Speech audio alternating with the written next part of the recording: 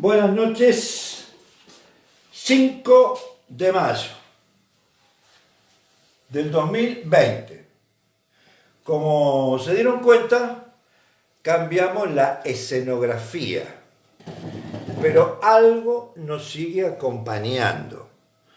Nos sigue acompañando, perdónenme mi hija que no quiere enfocar eso, que mi cabeza que está explotando y no lo quiere enfocar, y no lo va a enfocar de porfiada que, ¿por qué porfiada? Esa es mi cabeza, ese es un cuadro que yo compré cuando estuve en Estados Unidos.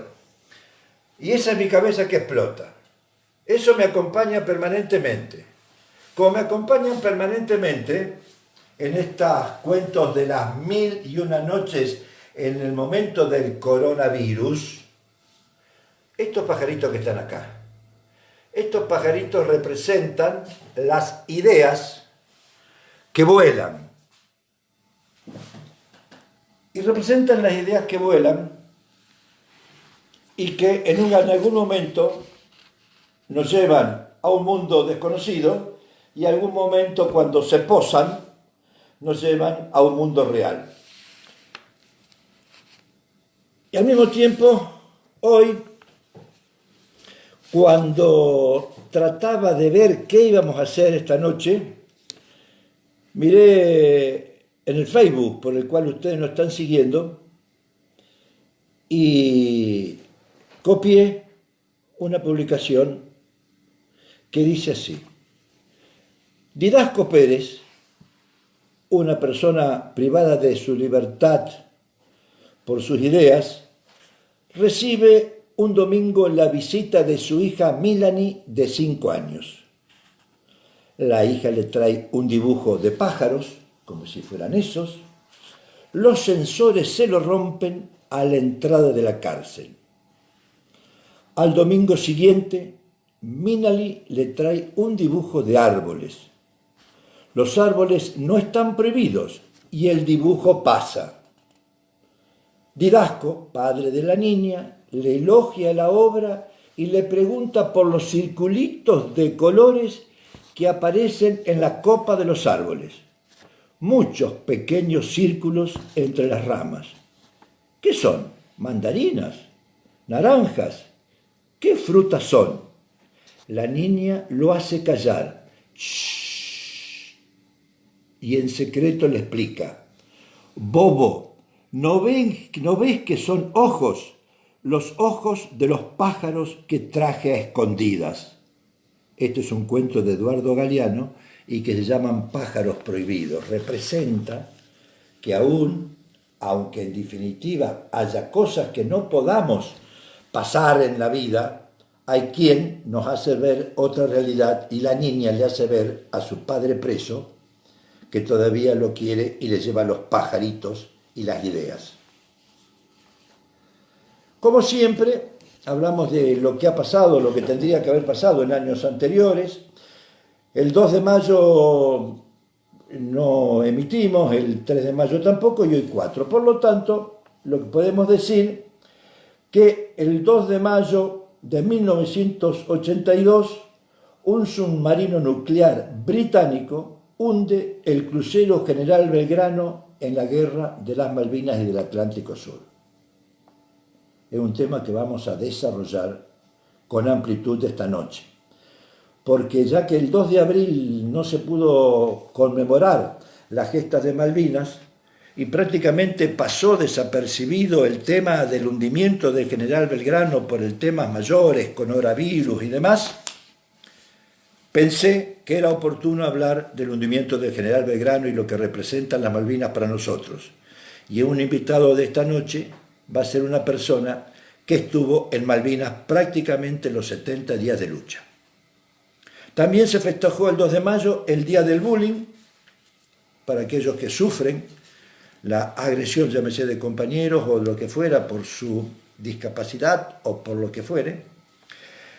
Y para la mitad menos uno del país, la mitad menos uno del país, le tengo que decir que el 3 de mayo de 1905 se fundó el Club Boca Juniors, pero hablo de la mitad menos 1, aunque ellos piensen que son la mitad más 1. No, señores, la mitad menos 1. Y al mismo tiempo, y me río por la ironía, ¿no? Suerte a los hinchas de Boca y que ganen algún campeonato más que River, pero bueno, suerte.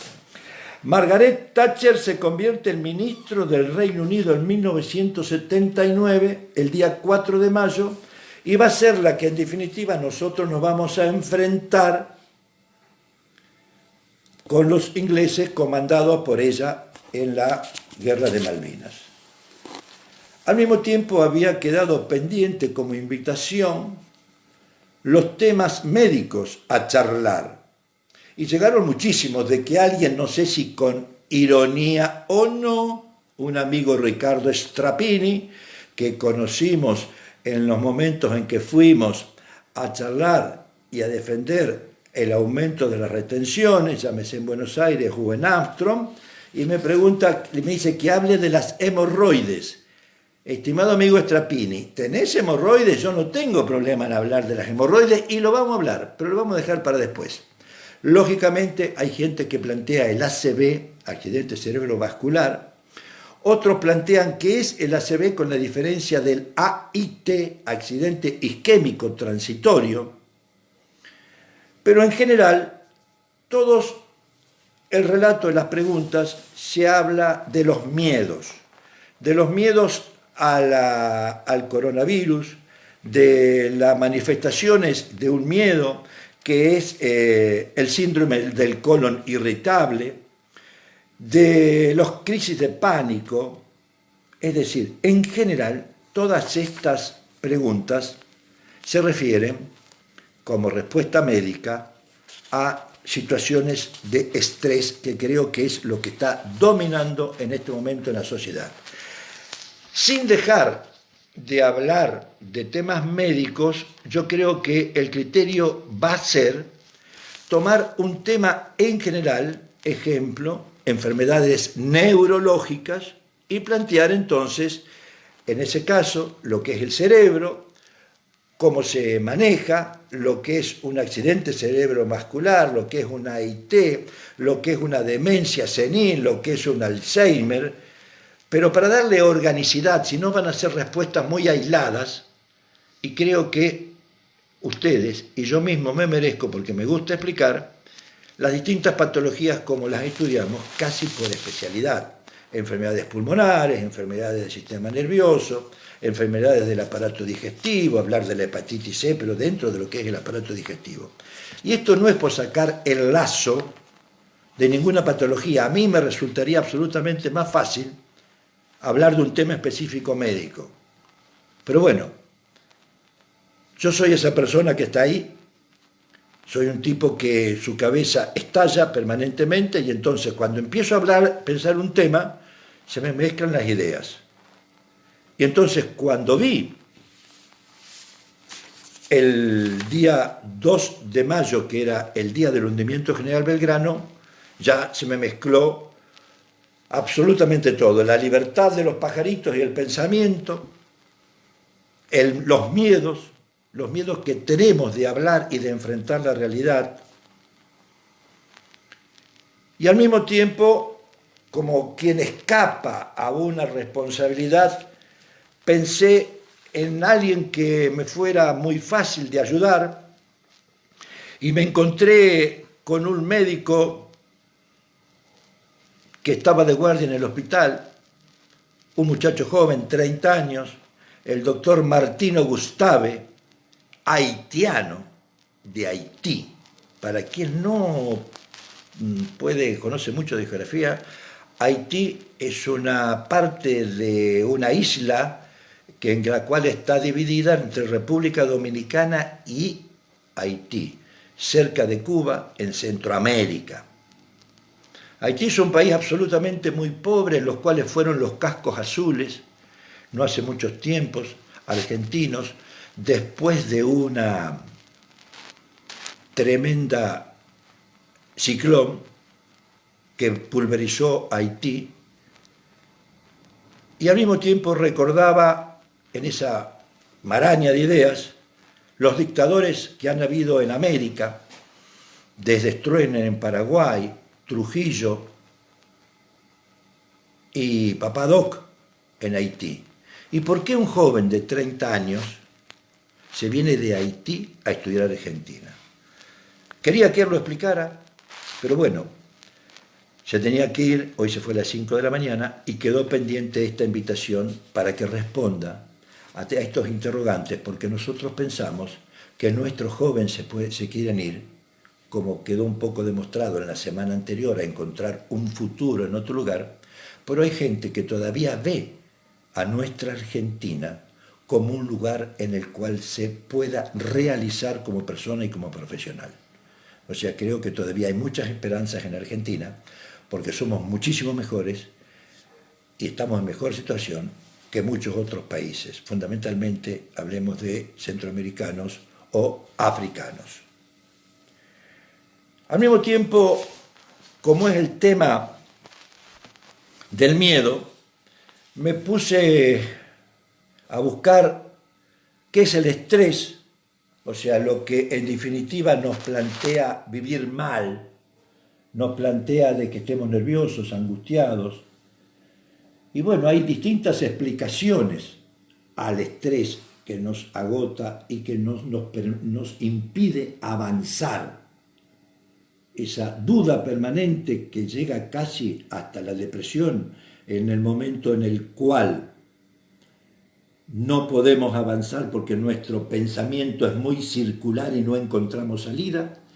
Y ahí empecé a ver y me hicieron estudiar lo que es la droga de la felicidad, en definitiva, cómo es el cerebro se conecta, la acetilcolina, las distintas maneras en que las neuronas se conectan entre sí, cómo es el origen de las adicciones, que hay una hormona que se conecta y que se emite cuando sentimos placer, y entonces las adicciones que son sustancias, y aún hay gente que es adicta al juego, es adicta al alcohol y no a sustancias, digamos, prohibidas, cómo se estimula el placer ante la liberación de estas sustancias, y algún momento hablaremos, porque también hay gente que quiere que hablemos de adicciones. Pero bueno, hoy creo que es necesario, y me es necesario a mí, plantear lo que pasó ese 2 de mayo de 1982, prácticamente a 30 días de que se fueron a tomar las Malvinas. Recuerdo que era presidente de facto Fortunato Galtieri, que lo ve como una avanzada de superar el gobierno porque estaba muy caído, y en una aventura loca nos embarca en una guerra contra una potencia mundial, pensando de que hay altruismo en el mundo, y nosotros nos encontramos con posiciones estratégicas, con norteamericanos que le ayudaron a los ingleses, son socios, y no era lógico pensar que iba a ocurrir cosa distinta. Y en estas aventuras locas que tenemos o que tienen muchos de nuestros gobernantes, esta fue una de ellas, que el 2 de abril de 1982 invade las Islas Malvinas. Y yo estuve ayer con una persona que llegó ese 2 de abril de 1982, no quiso venir esta noche, porque hay una especie de reticencia a hablar sobre el tema, fundamentalmente aquellos que fueron y padecieron esta situación absolutamente traumática. Posteriormente va a venir una persona que estuvo en Malvinas, pero voy a seguir con el relato del Lara General Belgrano. Hacia marzo del 82 llega la orden de que se prepare en la flota que está en Isla Grande, que se mantenga el secreto, absoluto secreto. y que salgan a patrullar el Atlántico Sur. El Ara General Belgrano no estaba en ese momento en operaciones, porque estaba en reparación. Por lo tanto, se queda y sale a patrullar posteriormente. Prácticamente las personas que van en el Ara General Belgrano, o que iban, eran 700 y pico, pero dadas las circunstancias, van 1080. Sale, comienza a navegar, integra parte de la flota, pero hacia el 30 de abril regresa a aprovisionarse. Y sale nuevamente al día siguiente y en una actitud bastante bélica se une a otros torpederos y a un portaaviones para avanzar sobre el lado sur de las Islas Malvinas. Al mismo tiempo, esto ocurría prácticamente el día 1 de mayo, al mismo tiempo estaba reunido en Inglaterra Thatcher con su primer ministro, su ministro de guerra, y también precisaba, así como Galtieri quería tener éxito en una acción militar, también precisaba de un éxito militar. Y de estas dos actitudes, digamos, irracionales, ocurre el 2 de mayo el ataque al Ara General Belgrano, que comienza prácticamente a las 4 de la mañana. Lo hace el Conqueror, que es un torpedero a propulsión atómica. No es que sus misiles sean atómicos, sino que es un propulsor, y es la única vez que se dispara un submarino atómico, la primera y única vez que se dispara un submarino atómico contra un barco. Y a las 4 de la mañana aproximadamente hay una explosión, un choque, un impacto de un torpedo, matando a 230 y pico soldados y oficiales y suboficiales argentinos. Posteriormente hay otro segundo impacto que pega en la parte de comunicaciones. El primer impacto hace que se queden absolutamente en la oscuridad. Había una tormenta y en definitiva el capitán decide abandonar el buque a las 4 y pico de la mañana en la oscuridad. 70 lanchas que llevarían a los 600 y pico sobrevivientes, y surgen de inmediatamente, cuando son comunicados y se ha perdido la conexión, desde tierra las naves que van a auxiliar a los náufragos. Se salvan aproximadamente 700. No es rápida la respuesta. Hay muchos que mueren, hay 20 y pico que mueren en las lanchas, muchos sufren de hipotermia, de frío, y el 5 de mayo de 1982 llegan a Bahía Blanca.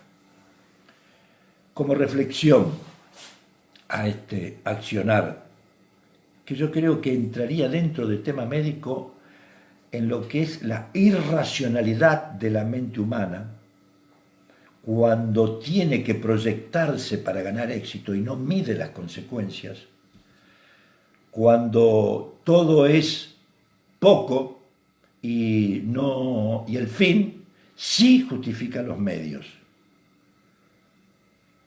Así fue como de dos actitudes irracionales, o varias, toma de Malvinas, sin haber perdido la oportunidad del diálogo exclusivamente con el fin de mantenerse en el poder, llegamos a lo que es la situación de Malvinas.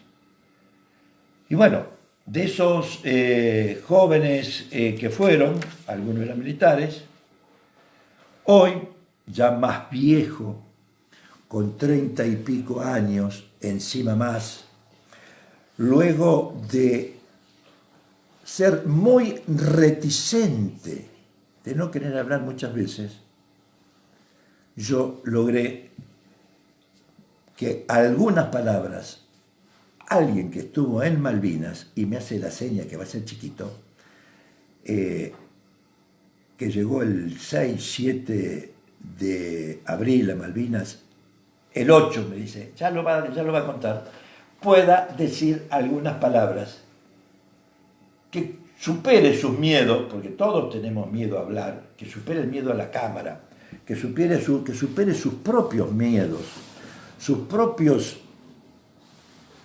negación, porque cuando nosotros tenemos hechos traumáticos en la vida, así como tenemos los glóbulos blancos que nos defienden de la infección, nuestro cerebro tiene los mecanismos que lo explicó oportunamente Freud para defendernos nuestra integridad. Uno de ellos es la negación y el olvido, es decir, olvidamos los hechos traumáticos porque si no, no podríamos vivir. Nos quedan cicatrices y esto, que aún para mí, cuando me pregunto qué estoy haciendo y cuando pregunto qué son los pajaritos, qué es la libertad de pensar, y cuando veo tratar de dar respuestas a las personas, y por qué un hijo de una sirvienta y de un juntador de maíz pudo ser médico y poder hablarle a ustedes con alguna experiencia y quitarle sus miedos, y hablar de estas cosas, me hizo vencer, aunque él no lo crea, esta reticencia a enfrentar sus propios miedos. Adrián, vení.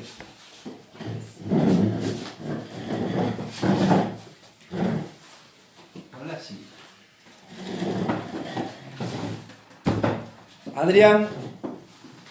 Adrián Sopi, medio pariente de mi señora, primo hermano, no medio pariente, primo hermano de mi señora, es una de las personas que estuvo en Malvinas. ¿Llegaste qué día? El 8 de abril. El 8 de abril nos subieron en avión. Fíjate, acá, mirá ahí, ¿cómo mirabas ahí nomás? Subieron en avión el 8 de abril y fuimos a Malvinas. Desembarcaste en Malvinas. Bien, ¿iban muchos o pocos? Ah, perdón, ¿vos estabas ya, vos fuiste de acá desde Santa Fe o cómo fue que vos...? No, yo estaba haciendo la colimba en Río Grande, Tierra del Fuego. Vos estabas haciendo la colimba en Río Grande. ¿Y cuánto hacía que estabas en Río Grande? 8 meses, más o menos. 8 meses, entonces vos estabas medio aclimatado ya. Y sí, porque el clima de Río Grande y Malvinas es más o menos el mismo. Es más o menos el mismo. Está cerquita. ¿Sufriste menos que otros que se fueron de Santiago del Estero o del Chaco? Y sí, nada que ver. Nada que ver. Bueno, no digo que sufriste menos porque estuviste... Lo sentimos frío igual, lo que pasa es que estamos un poco más con el clima, más climatizados nosotros que ellos. Más aclimatado. Aclimatados, sí. Perfecto. Bien, y te llevaron en avión. Vos hacía 8 meses que estabas, me dijiste que estabas ahí en Río Grande. ¿Y vos pertenecías al ejército, a la marina o qué estabas ahí? Infantería marina. Infantería de marina. Y te tocaron 2 años, ¿era ya? En su momento era. No, ya eran 14 meses. Ah, ya había, claro, en la época anterior, en la época mía, que yo soy un poco más viejo que él, el ejército era 1 año, bastante más viejo, aeronáutica era 1 año y marina era 2 años. Y después habían hecho 14 meses. O sea que vos estabas cumpliendo 8 de los 14 que te tocaban. Perfecto. Y de ahí, de esos 8, te embarcaron y fuiste a Malvinas. ¿Llegaron mucha gente? En el batallón ahí fuimos 800 y algo de lo que era el batallón. 800 y pico. Y apenas desembarcaron, fueron a tomar posición, ¿qué hicieron? No, llegamos al aeropuerto, bajamos todo el equipo y de ahí tuvimos que ir caminando hasta la montaña donde nos tocó, que tuvimos que caminar todo un día, con todo el equipo. Todo el día, un equipo. ¿Era pesadito el equipo? Y era, ¿O estabas acostumbrado ya? estaba medio acostumbrado, lo que pasa es que igual es mucho kilómetros que había que caminar, porque Sí. no había nada. No había nada en que llevarte entre medio de las piedras, como que vamos a tener que ir caminando. Sí, yo tengo como dato, siempre lo tomo como dato, que una persona caminando a tranco normal hace 5 kilómetros por hora. Es decir, Una persona caminando un tranco rápido camina 5 kilómetros por hora. Y un caballo al paso camina también 5 kilómetros. ¿Marchaste 15, 20 horas? ¿Cuánto marcharon? No me acuerdo. Sí. ¿No te acordás? No me acuerdo. No me acuerdo. Sé que íbamos con todo el equipo, eran 2 mochilas, más todo el equipo de armamento. Era mucho. Creo que algo de. No sé si pesa 20, 30 kilos, que pesa todo el equipo. Bien, ¿no llevaban comida ustedes? No, comida ahí no. Comida y no. ¿Llevaba otra gente, llevaba la comida? Nosotros del batallón nos movíamos con cada compañía, con su cocinero y su camión, su cocina y su cocinero. O sea, que ustedes iban completitos, iban. Sí, sí. Comida. Nosotros, la compañía, si se tenía que cambiar de posición, se cambiaba de posición también la cocina. Cambiaban la posición la cocina. Claro. Hay una versión de que pasaron los Colimbas demasiado hambre. Vos me dijiste que no fue así. Tu situación. Mi situación no. No. No. Lo que pasó en otro lado, no sé. He visto algo, que yo, por ejemplo, estaba bombardeando mucho más adelante de nosotros. Estábamos nosotros en la montaña, abajo pasaba la ruta. Si estaba bombardeando más adelante, los camiones iban a comida en el pueblo, ejército por ejemplo, y salía con el camión con la cocina. Si estaba bombardeando se pegaba la vuelta. Claro. Eso lo veíamos nosotros porque estábamos arriba de la montaña y estaba la ruta ahí abajo. Pero ustedes tenían la cocina en donde Con estaban. nosotros. Con ustedes, así que no nosotros, pasaron. con nosotros. Bien. Que creo que 1 o 2 veces creo que la remendaron porque la bombardearon y la rompieron los tanques de gasoil. Bueno, se remendó, otra vez nos dieron la reacción, las cajitas con las comidas que te dan ellos, pues se había roto la cocina, pero no es una cosa que sí, tuvimos hambre. Bueno, estamos en guerra. Esa es la otra. Estaban en guerra. No se puede pretender. No, ¿Eh? no, también. Bien. ¿Se extraña una situación como esa? Se te y te acordás de todo. Te acordás de todo. ¿Ya no andaba de novio con tu señora? No andaba de novia. Bien. ¿En algún momento, algún bombazo cerca?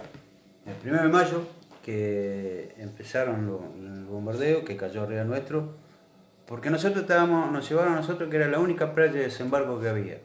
Ajá. Por eso llegó Infantería Marina, lo llevaron ahí. Ajá. Y intentaron desembarcar dos veces, creo que sí, 2 veces, y no pudieron, entonces desembarcaron mucho más adelante entre las piedras. Ajá. ¿Cómo desembarcaron? Nadie sabe. Nadie sabe. Y como el 1 de mayo fue el primer bombardeo que cayó arriba de nosotros, que duró 1 hora 45. Ajá. Fue el 1 de mayo que bombardearon la playa esa para poder desembarcar. Y no pudieron tampoco. No pudieron tampoco. No, ahí es donde murieron compañeros míos del batallón.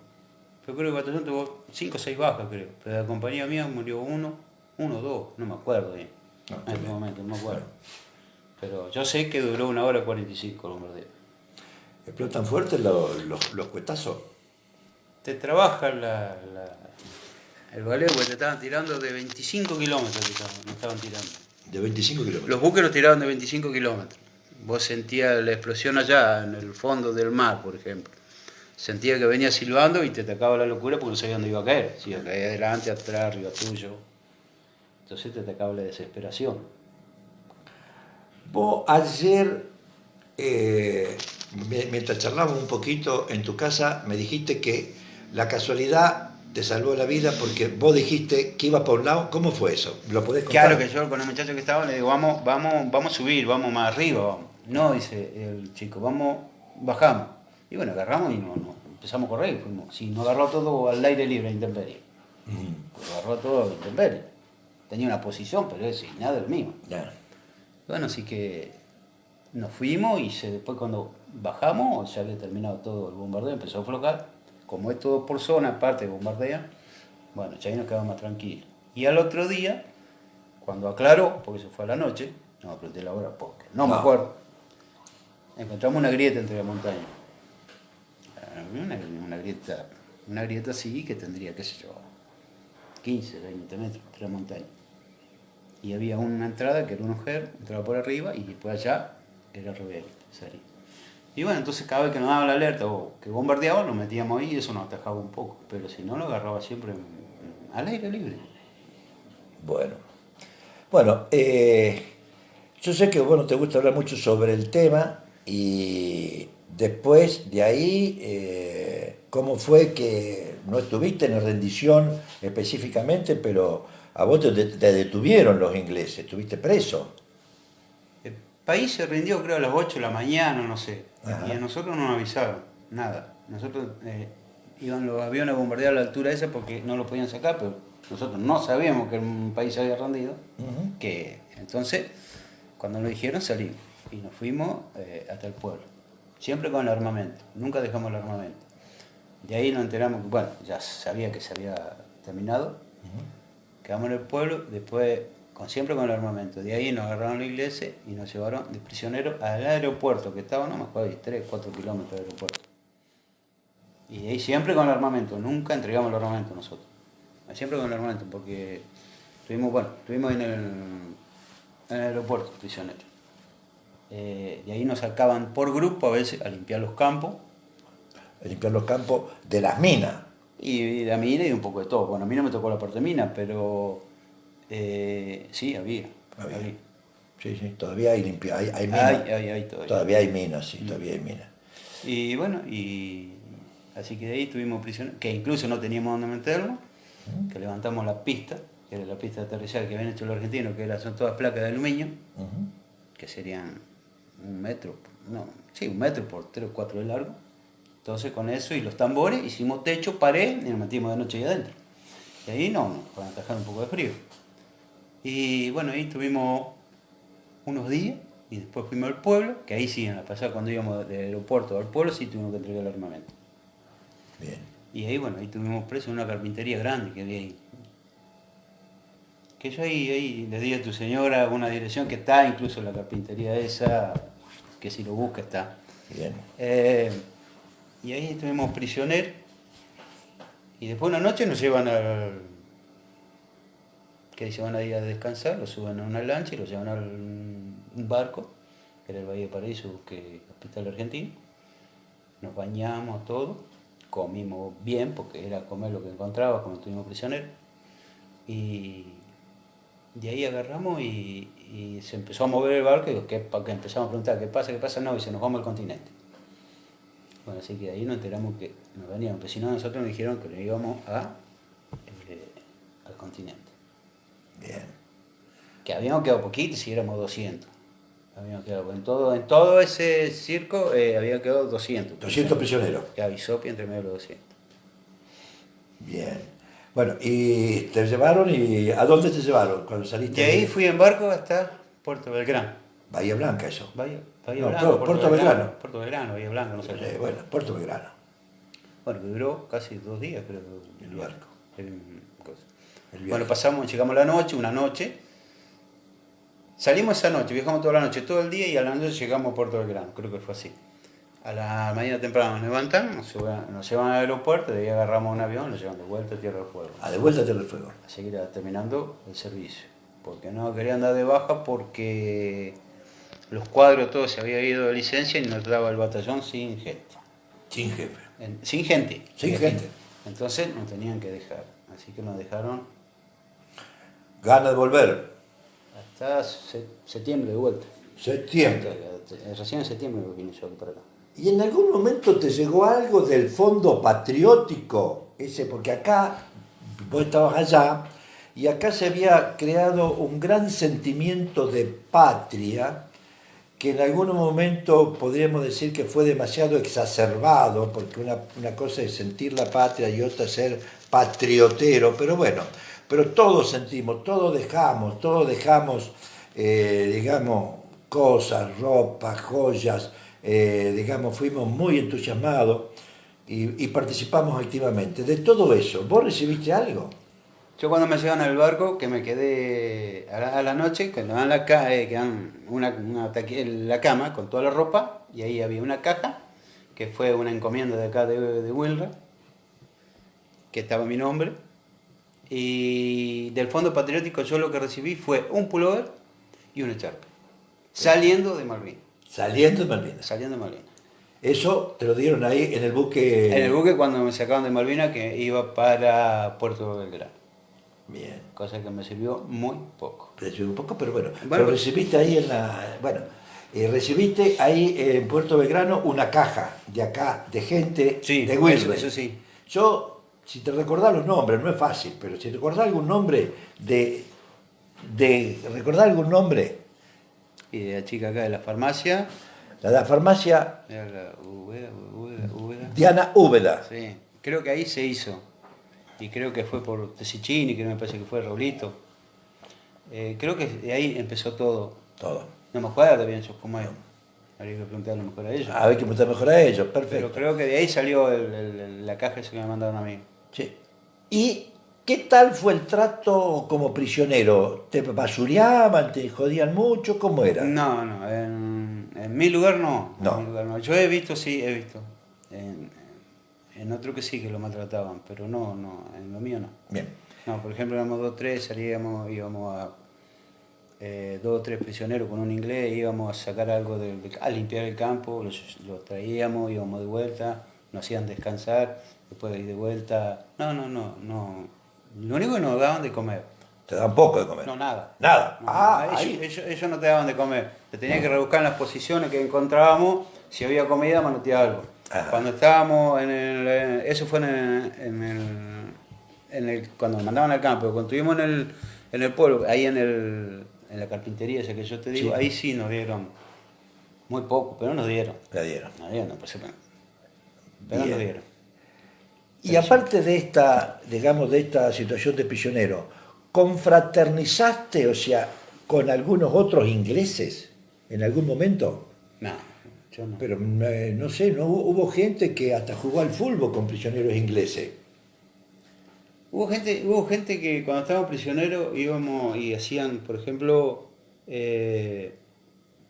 torta frita. Sí. Torta frita sí comían los ingleses, que hacían, había donde estaba yo había un chaqueño que hacían las tortas fritas dentro de un tarro de dulce batata. Ajá. Cuando hacía torta frita, los ingleses ahí sí comían. Se cagaban se reían. Y, ¿cómo es?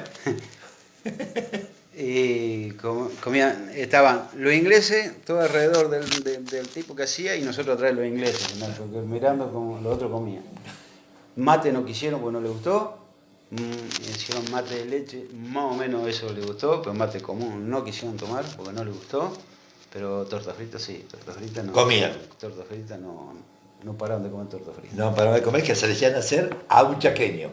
Claro, el chaqueño hacía para nosotros porque justo había encontrado en una deposición, había encontrado una bolsa de harina con aceite y todo y se puso a hacer eso. Pero después sí, no. Fue el único momento que estaba con... Está bien. Bueno, yo creo que ha sido una extraordinaria entrevista y siempre la crítica que yo recibí en todos los entrevistados es que no los hacía despedir. Es decir, que en definitiva yo terminaba hablando, o el entrevistado terminaba hablando, yo agarraba el bochín y el entrevistado quedaba en ayuna. Yo, si tenés que decir algo, quisiera que vos dijeras algo hacia mí o hacia una reflexión, lo que vos quisieras. Nada, yo lo único que te digo es que no quería venir, pero bueno, te agradezco por haberme invitado, pero no me cuadra mucho. No soy de nada más. Bueno, yo voy a agradecerles a él, fundamentalmente, a la señora, para vencer los miedos, porque no es fácil enfrentar eso, que es un simple teléfono, pero significa hablar ante mucha gente, y no es fácil enfrentar los propios miedos. Los miedos que vienen desde nuestros orígenes y que no tienen mucha explicación. Y acá voy a empezar a filosofar para terminar esta noche, que me parece que ha sido casi, en mi criterio, excepcional.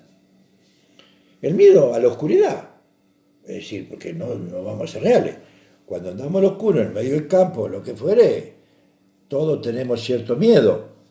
O el miedo que lo representamos, el miedo a la muerte, o que lo representamos que no nos queremos acercar al cementerio en una noche, o el miedo a los truenos, cuando nos asustan o a las llamaradas. Es decir, enfrentar los propios miedos no es fácil. Y es fundamentalmente a eso va esta ronda de las 1001 noches. A superar los miedos a las enfermedades, a la enfermedad del coronavirus, a la cual hay que tenerle respeto pero no miedo, porque si en definitiva nos encerramos demasiado en nosotros mismos, en nuestros propios pensamientos, no nos vamos a enfermar del coronavirus o en nuestra propia cocina, nos vamos a enfermar de otras patologías como la depresión, de la angustia. Hoy nomás una abuela, no refiriéndose al coronavirus específicamente, que le tiene mucho miedo al agua y sus familiares fueron al mar a pasar las vacaciones, cuando volvió tuvo un ataque de pánico porque pensaba que sus nietos podrían ahogarse en el mar. Esto pasó en enero. Y ahora extraña, ¿por qué? Porque a partir de mediados, fines de marzo, está alejada de sus nietos pensando en el coronavirus. A los miedos, el saber, el conocimiento, nos quita la angustia y lógicamente yo no sé esto cuándo termina.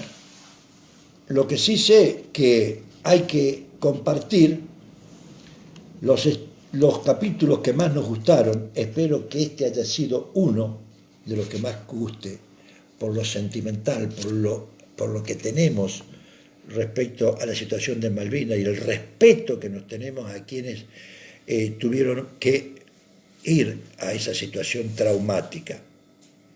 Debo recordar también, como siempre, que como médico, ¿qué es la salud? La salud es un estado completo de bienestar físico, mental y social, y no solo la ausencia de enfermedad o incapacidad. Creo que plantear también, compartir los capítulos. ¿Qué querés que se hable? Pero acá voy a hacer como dije el otro día. Muchacho, si les gusta, lo siguen viendo. Si no les gusta, nos apagan. Pero lamentablemente, hay un refrán que dice que el que reparte se queda con la mejor parte. Y en esta de repartir, el tema, ustedes podrán sugerir, pero yo tengo, más allá de la locura que tengo una especie de idea central, que es libertad, ayudar a la pérdida de los miedos, informar y que al mismo tiempo nos podamos divertir y entretener. Ojalá que esta noche, que el tema no fue fundamentalmente médico, nos haya servido a todos para poder comprender que las situaciones traumáticas que nos toca vivir tienen que ser superadas y la manera de superarlas es hablar. Todo daño, toda herida deja una cicatriz. Si yo me corto acá, me deja una cicatriz. Me opero y tengo una cicatriz. Los daños morales también dejan cicatrices.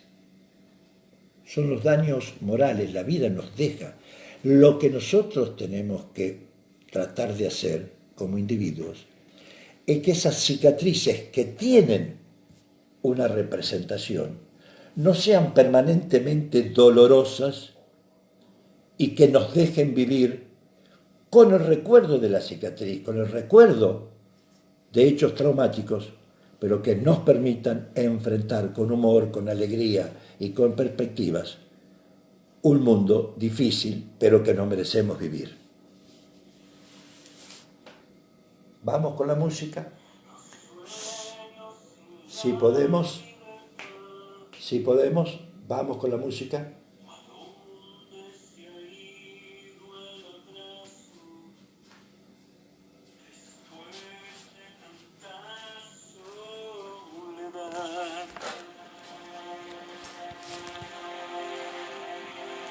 aún viven allí en mi memoria los gritos y la dignidad de todo lo que hemos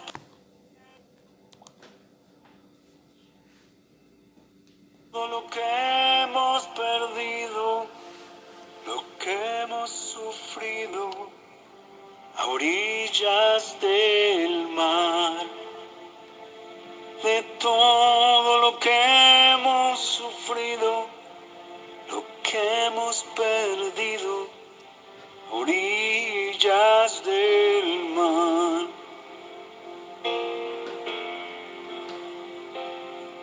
Y hoy canto para aquellos otros, para que no muera el recuerdo,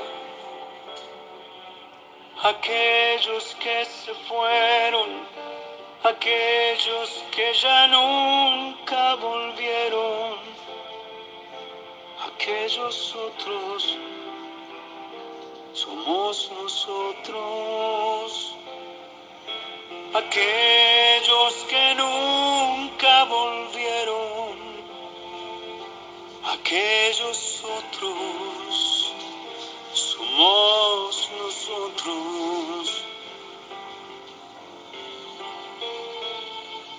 Quisiera contarte mi historia, no sé por dónde empezar, aunque no me dé por vencido, no puedo dejar de llorar. Mi cuerpo no me lo han herido, tampoco me pude escapar, pero hay en mi alma un olvido que vino conmigo y ya no se va, pero hay en mi alma un amigo que murió conmigo a orillas del mar.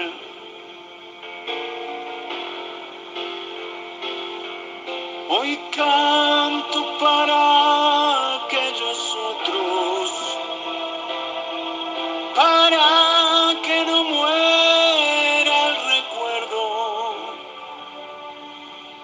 aquellos que se fueron, aquellos que ya nunca volvieron, aquellos otros somos nosotros, aquellos que nunca se fueron, aquellos otros